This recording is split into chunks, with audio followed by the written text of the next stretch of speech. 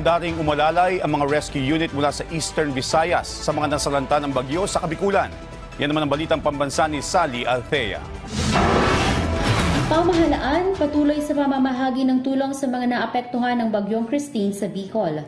Mahigit 20 milyong piso ang kabuang halaga ng tulong ng pamahalaan na naipamahagi na sa 345,548 na pamilya o 1,669,507 katao na apektado ng bagyong Christine sa Bicol Region.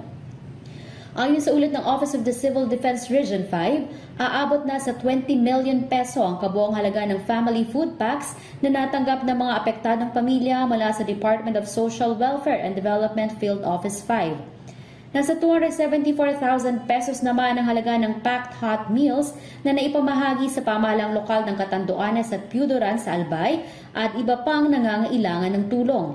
Unti-unti namang humuhupa ang tubig sa ilan sa mga binahang lugar dito, subalit may mga nananatili pa rin sa mga evacuation centers.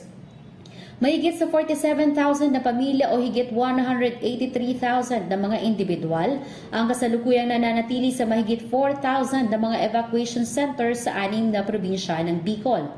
Pinakamarami sa probinsya ng Albay at Camarines Sur kung saan nag-iwan ang bagyong Christine ng matinding pagbaha. Dahil din sa agarang road clearing operations ng DPWH at mga katuwang nakasapi ng Disaster Risk Reduction Management Council, kaya't naging mabilis ang pamamahagi ng ayuda. Nagpapatuloy din ang pagsasagawa ng search, rescue and retrieval operations sa lalawigan ng Camarines Sur na sa ngayon ay maraming bahagi pa rin ang lubog sa baha. Ang mga lalawigan ng Albay, Camarines Sur, Camarines Norte at Catanduanes ay deklarado nang nasa state of calamity. Mula sa Philippine Information Agency Bicol, Sally Althea para sa Balitang Pambansa.